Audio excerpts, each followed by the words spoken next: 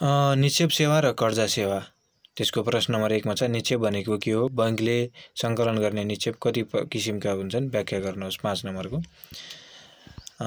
बाफियाले सर्वसाधारण तथा सङ्घ संस्थाहरूसँग ब्याज वा बिना ब्याजमा निक्षेप समय पश्चात फिर्ता गर्ने शर्तमा सोको रूपमा नासोको रूपमा सङ्कलन गरेको रकम नै निक्षेप हो।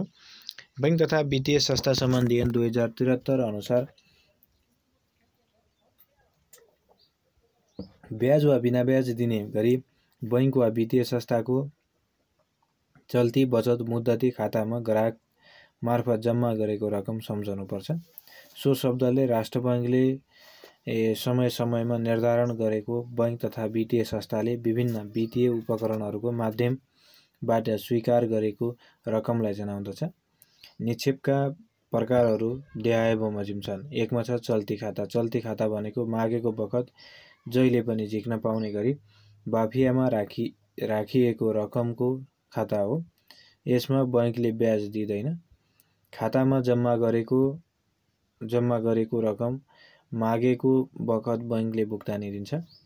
भुक्तानीको लागि बढी मात्रामा तरलता मौजदात राख्नुपर्दछ। त्यसैगरी 2 मा छ बचत खाता। बचत खाता भनेको बचतको निमित्त राखिएको रकमको खाता सम्झनुपर्छ। यसमा बैंकले ब्याज प्रदान गर्दछ। खातामा राखिएको सबै रकम प्राय एकै दिनमा झिक्न मिल्दैन। न्यूनतम मौजदात चल्ती खाता भन्दा प्राय 1 वा 0 समेत हुन सक्छ। त्यसैगरी 3 नम्बरमा छ मुद्दती खाता। यसमा निश्चित अवधिसम्म झिक्न नमिल्ने गरी रकम राखिन्छ। यसका विशेषताहरूमा सम्बन्धित समय अवधि पूरा नभएसम्म रकम झिक्न मिल्दैन। बचतभन्दा बढी ब्याज पाइन्छ। यस निक्षेपको प्रमाणित धितो राखी कर्जा लिने गरिन्छ। त्यसैगरी 4 नम्बरमा छ कल खाता। यस्तो खातामा चल्ती खाता सरह मागेको बखत जहिले पनि रकम झिक्न मिल्ने हुन्छ भने बचत खाता सरह ब्याज पनि प्रदान गर्ने गरिन्छ।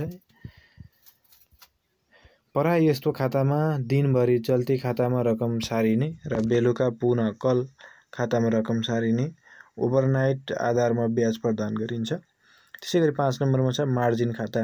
यस्तो खाता विशेषतः गरी गैर कोषमा आधारित सेवाहरू प्रदान गर्नका लागि सुरक्षाको रकमको खाताको रूपमा खोलिन्छ। प्राय यसमा ब्याज प्रदान गरिँदैन। त्यसैगरी प्रश्न नम्बर 2 मा छ निक्षेपका प्रकार तथा निक्षेप परिचालनको व्याख्या गर्नुहोस्। 2.3.5 2 + 3 + 5 नम्बरको बैंकिङ भाषामा निक्षेप भन्नाले बैंक तथा वित्तीय संस्थामा विभिन्न खाता खोली जम्मा हुन आएको रकम हो। तसर्थ विभिन्न व्यक्ति तथा संस्थाहरूसँग छरिएर रहेको पैसाको विभिन्न खाता मार्फत लगिएको सङ्कलन नै निक्षेप हो। यसैगरी सर्वसाधारणको भाषामा निक्षेप आफ्नो आम्दानीको त्यो हिस्सा हो जुन भविष्यको लागि भनेर बैंकमा सङ्कलन गरी राखिएको हुन्छ। यसरी निक्षेपलाई विभिन्न दृष्टिकोणबाट विभिन्न किसिमको व्याख्या गरिए तापनि समग्रमा निक्षेप विभिन्न खाता खोली बैंकमा जम्मा गरेको पैसा हो। बृहत नेपाली शब्दकोश अनुसार चाहिएको बेलामा रकम फिर्ता गरी विश्वासपूर्वक कसैलाई कुनै वस्तु राख्न दिने काम तरौटी बैंकको खातामा जम्मा गर्ने रकम नै निक्षेप हो। बैंक तथा वित्तीय संस्था सम्बन्धी ऐन 2073 को दफा 2 न अनुसार निक्षेप भन्नाले ब्याज वा बिना ब्याज दिने गरी बैंक तथा वित्तीय संस्थाको चल्ती बचत वा मुद्दती खातामा ग्राहक मार्फत जम्मा गरेको रकम सम्झनुपर्छ। र सो शब्दले नेपाल राष्ट्र बैंकले समय समयमा निर्धारण गरे बमोजिम बैंक तथा वित्तीय संस्थाले विभिन्न बैंकिङ तथा वित्तीय उपकरणहरूको माध्यमबाट स्वीकार गरेको रकम समेतलाई जनाउँदछ। अर्थशास्त्रको भाषामा निक्षेप राष्ट्रिय बचतको त्यो भाग हो जुन बैंकिङ प्रणालीभित्र रहन्छ, अर्थात् बैंकिङ प्रणालीभित्र रहने राष्ट्रिय बचत नै निक्षेप हो। निक्षेपका प्रकारहरू बैंक तथा वित्तीय संस्थामा संलग्न हुने निक्षेपलाई निम्न अनुसार विभिन्न प्रकारमा वर्गीकरण गर्न सकिन्छ। वर्गीकरणका आधार निक्षेपको प्रकार ब्याज भुक्तानीका आधारमा बिना ब्याजको निक्षेप चल्ती निक्षेप, ब्याज प्रदान गरिने निक्षेप बचत निक्षेप, मुद्दती निक्षेप, कल निक्षेप, स्रोतका आधारमा संस्थागत निक्षेप र व्यक्तिगत निक्षेप। त्यसैगरी आर्थिक क्षेत्रका आधारमा सरकारी निक्षेप र निजी क्षेत्रको निक्षेप, साख सिर्जनाको आधारमा प्रारम्भिक निक्षेप र व्युत्पन्न निक्षेप, मुद्राका आधारमा स्वदेशी निक्षेप र विदेशी निक्षेप। त्यसैगरी निक्षेप परिचालन भन्नाले बैंकको त्यस्तो आधारभूत हिस्सा हो जसमा बैंकले ग्राहकबाट सङ्कलन गरेका निक्षेपलाई विभिन्न क्षेत्रमा गुणस्तरीयतापूर्वक प्रभावित गरी मुनाफा वृद्धि गर्दछ। साथै यसले बैंकले ग्राहकबाट सङ्कलित रकम ब्याज वा बिना ब्याजमा तोकिएको समयमा ग्राहकलाई पुनर्कर्जा फिर्ता दिने विषय पनि समेट्ने गर्दछ। बैंकले प्राय निक्षेप परिचालनमा देखाएका गतिविधिहरू प्रदान गर्दछ। एकमा छ विभिन्न उद्देश्यले, जस्तै भल्टमा नगद राख्ने, अनिवार्य नगद अनुपात कायम गर्न, राष्ट्र बैंकमा रकम राख्ने, वैधानिक तरलता कायम गर्न, अन्य बैंकमा रकम राख्ने आदि निक्षेपलाई तरलता कोष कायम गर्न परिचालित गर्ने। त्यसैगरी 2 नम्बरमा छ विभिन्न किसिमका कर्जा जस्तै चालु पुँजी कर्जा, आवधिक कर्जा, उपभोक्ता कर्जा आदि जस्ता कर्जा निश्चित ब्याजमा निश्चित अवधिका लागि प्रदान गर्ने। 3 नम्बरमा छ विभिन्न गुनासोयोग्य लगानी जस्तै सेयर, डिबेन्चर, सरकारी सुरक्षण, राष्ट्र बैंक बन्ड आदिलाई लगानी गर्ने। 4 मा छ बैंकको पूर्वाधार भवन, जग्गा, फर्निचर, सवारी साधन, कम्प्युटर आदि बैंक विकास गरी बैंकिङ सेवा कुशल किसिमले प्रभावित गर्ने। 5 नम्बरमा छ विभिन्न सञ्चालन खर्च जस्तै कर्मचारी तलब भत्ता र बोनस, स्टेसनरी, बहाल रकम, आयकर, बिमा आदि र विविध खर्च जस्तै लाभांश वितरण, मर्मत, सम्भार खर्च आदि भुक्तानी गर्न। 6 नम्बरमा छ विभिन्न बचत योग्य वा ग्राहकको आवश्यकता अनुसार भुक्तानी समय राखी निक्षेप रकम सुरक्षित साथ राख्ने आदि। यसरी बैंकले ग्राहकबाट सङ्कलित निक्षेपलाई निक्षेपको प्रकार बमोजिम परिचालन गरी अधिकतम तरलता र कम तरलताको जोखिम न्यूनीकरण गर्दै नियमानुसार मुनाफा आर्जन गर्ने उद्देश्यले ती निक्षेप परिचालन गर्दछन्। त्यसैगरी प्रश्न नम्बर 3 मा छ विभिन्न प्रकारका निक्षेपमा ब्याज दर किन फरक पर्ने गर्दछ, व्याख्या गर्नुहोस्।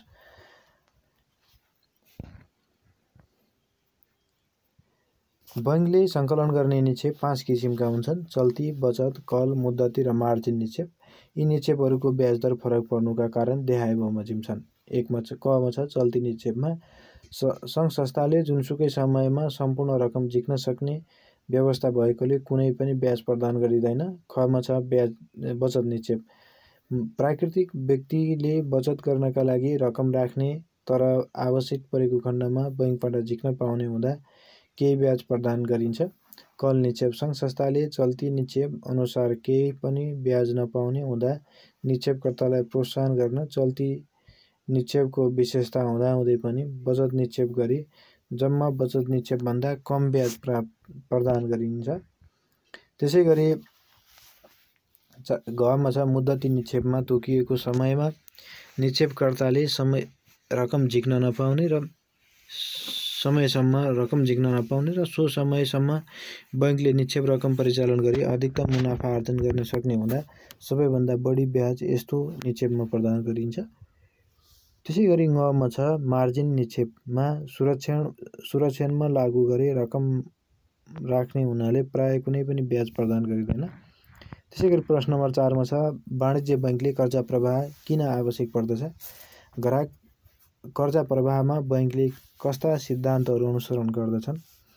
विस्तारित वर्णन गर्नुहोस्। 5+5 नम्बरको उत्तरमा छ वाणिज्य बैंकले ससाना रूपमा छरिएर रहेका पुँजीलाई निक्षेपका रूपमा सङ्कलन गरी ठुलठुला परियोजना तथा व्यक्तिगत किसिमका ससाना कार्यहरू समेत प्रदान गर्ने गर्दछ। दुर्गमदेखि सुगम क्षेत्रमा बृहत शाखा सञ्जाल मार्फत बैंकिङ सेवा प्रदान गर्ने वाणिज्य बैंकले कर्जा प्रवाह गर्ने कारण देहाय बमोजिम छन्।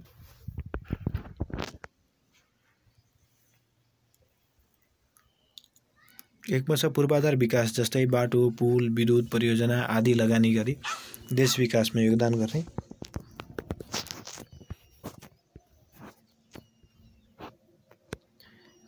त्यसैगरी 2 मा छ ससाना रूपमा सङ्कलित पुँजीलाई ग्राहकको आवश्यकता बमोजिम विभिन्न घर कर्जा, व्यवसाय कर्जा, कृषि कर्जा आदि प्रदान गर्ने।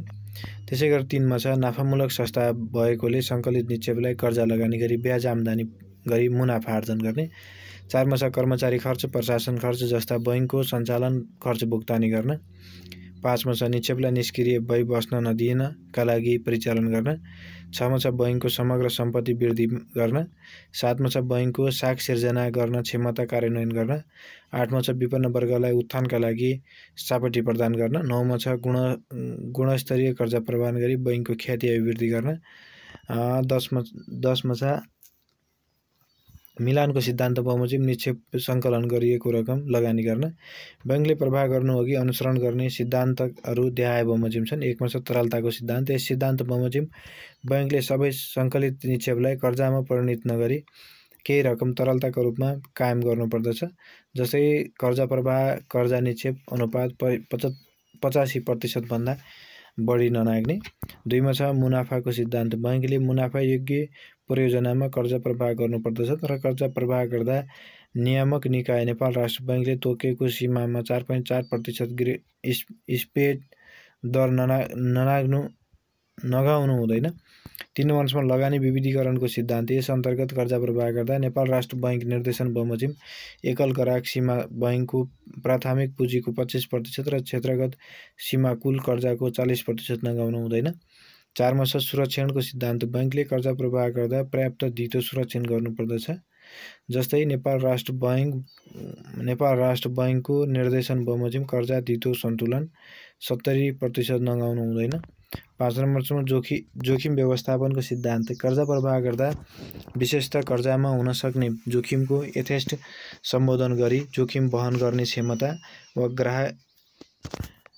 ग्राहक कर्जामा हुन सक्ने जोखिम यथेष्ट सम्बोधन गरी जोखिम वहन गर्न सक्ने क्षमता सीमा गराइ अनुसार गरिनुपर्दछ।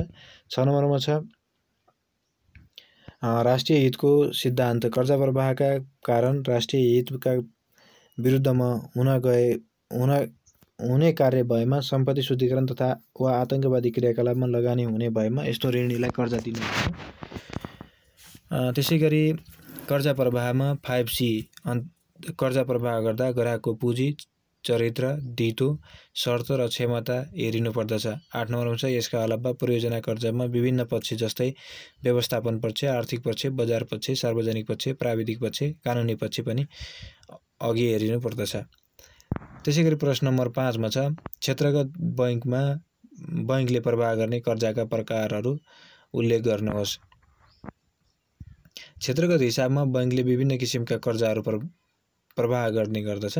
नेपाल राष्ट्र बैंक निर्देशन नम्बर 9 ले वर्गीकरण गरे बमोजिम कर्जालाई देहाय बमोजिम 16 विभिन्न क्षेत्रमा छुट्याउन सकिन्छ। 1 मा छ कृषि वन, 2 मा माछा पालन, 3 मा खाने, 4 मा कृषि तथा वन तथा पेय पदार्थ उत्पादन, 5 मा छ गैर खाद्य वस्तु उत्पादन, 6 मा छ निर्माण, 7 मा विद्युत, ग्यास र पानी, 8 मा विद्युत धातुका उत्पादन र मेसिनरी तथा इलेक्ट्रोनिक्स औजार र जडान, 9 मा छ यातायात, भण्डार र सञ्चार, 10 मा छ थोक तथा खुद्रा विक्रेता, 11 मा वित्त, बीमा तथा अचल सम्पत्ति, 12 मा छ पर्यटन, 13 मा छ अन्य सेवाहरू, विज्ञापन, अटोमोटिभ, अस्पताल, शिक्षा आदि, 14 मा छ उपभोग, 15 मा छ स्थानीय सरकार र 16 मा छ अन्य। त्यसै गरी प्रश्न नम्बर 6 मा छ प्रयोजनका आधारमा कर्जा सापटीको वर्गीकरण गर्नुहोस्। प्रयोजनका आधारमा वर्गीकरण गर्नुपर्दा नेपाल राष्ट्र बैंक निर्देशन नम्बर 9 ले वर्गीकरण गरे बमोजिम कर्जालाई देहाय बमोजिमको प्रयोजनको आधारमा छुट्याउन सकिन्छ। 1 मा छ आवधिक कर्जा, 2 मा छ ओभरड्राफ्ट, 3 मा ट्रन्ट रिसिप्ट कर्जा, आयात कर्जा, 4 मा छ डिमान्ड तथा अन्य चालु पुँजी कर्जा, 5 मा छ व्यक्तिगत आवासीय घर कर्जा, 6 मा छ रियल इस्टेट कर्जा, 7 मा छ मार्जिन प्रकृतिको कर्जा, 8 मा छ हायर पर्चेज कर्जा, 9 मा छ विपन्न कर्जा, त्यसै गरी 10 मा छ बिल्स खरिद, 11 मा छ अन्य प्रोडक्टहरू, डेबिट क्रेडिट कार्ड, शैक्षिक कर्जा, सानो तथा मझौला कर्जा आदि। त्यसैगरी प्रश्न नम्बर 7 मा छ कर्जा वर्गीकरण तथा कर्जा नोक्सान व्यवस्थाका बारेमा लेख्नुहोस्। 10 नम्बरमा छ उत्तरमा बैंकले गर्ने कर्जा लगानीमा नेपाल राष्ट्र बैंक NRB द्वारा जारी एकीकृत निर्देशन नम्बर 2 मा वर्गीकृत गरी ती कर्जामा लागू हुने कर्जा नोक्सानी पनि व्यवस्था गरिएको छ जुन देहाय बमोजिम छन्। सम्पूर्ण कर्जा सापटलाई सामा वा ब्याज भुक्तानी हुनुपर्ने भाका नागेको अवस्थामा अवधिका आधारमा देहाय बमोजिम वर्गीकरण गरिएको छ। कमा छ सक्रिय कर्जा। सक्रिय कर्जामा निम्नानुसार सरल र सूक्ष्म निगरानी कर्जा पर्नेछन्। 1 मा छ असल। अमा छ भाका ननागेका र 1 महिनासम्म भाका नागेका कर्जा सापट। आमा छ मुद्दती रसिदको धितोमा एक कर्जा वा सापट। यीमा छ नेपाल सरकारको सुरक्षण पत्र तथा नेपाल राष्ट्र बैंक ऋणपत्रको धितोमा गएका कर्जा तथा सापट। यीमा छ पर्याप्त सुरक्षण लिए प्रति ग्राहक बढीमा रु 10 लाखसम्म प्रवाह गरेको सुन चाँदी कर्जा।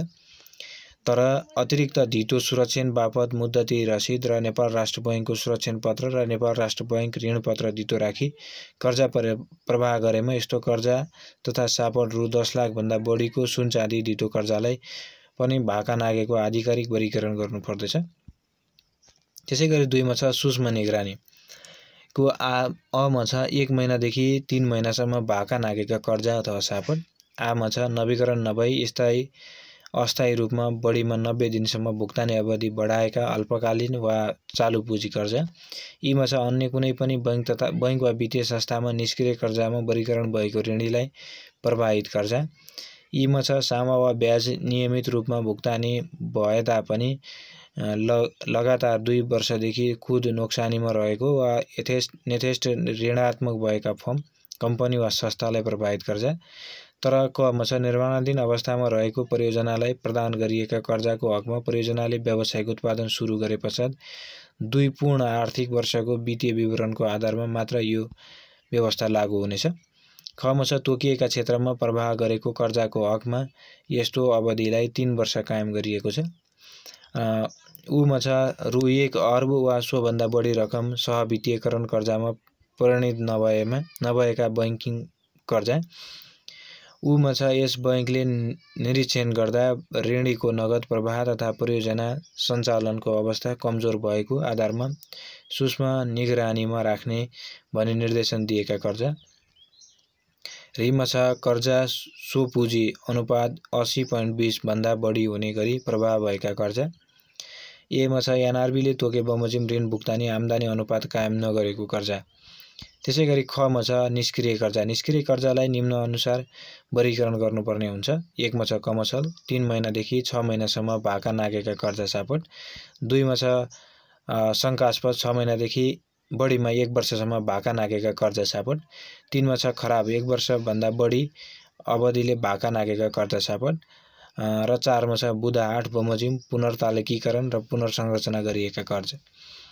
ग मा छ उपबुधा क वा ख मा जुनसुकै कुरा उल्लेख भएको भए तापनि 2076 पुस मसान्तसम्म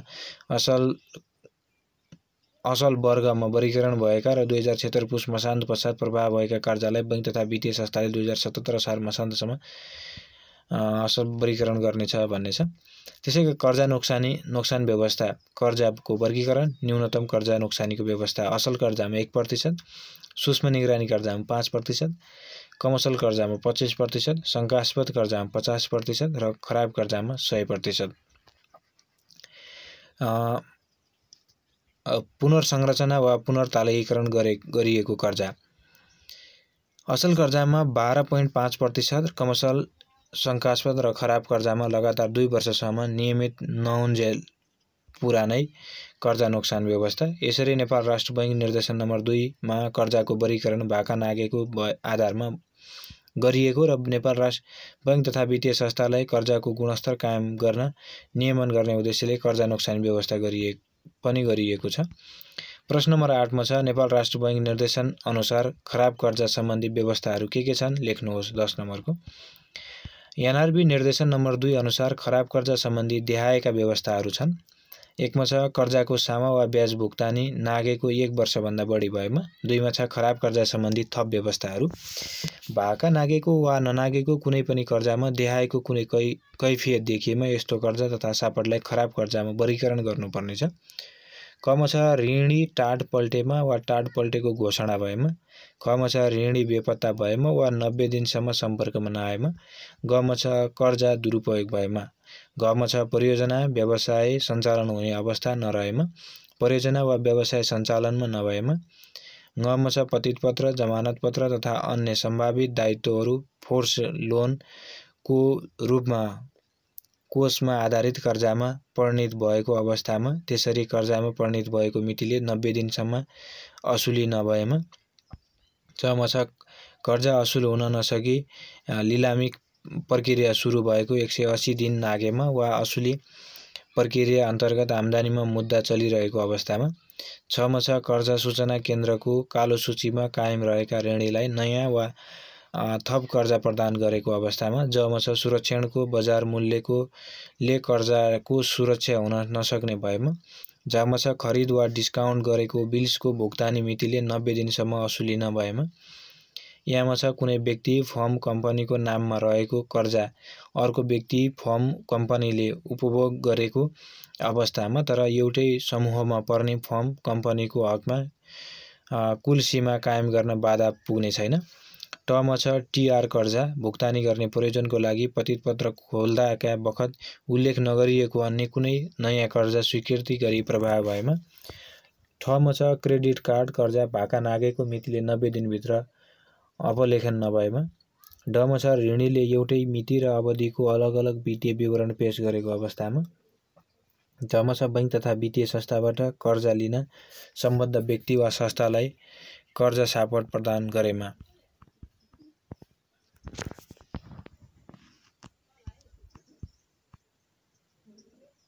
त्यसैगरी छोटो नोटहरूमा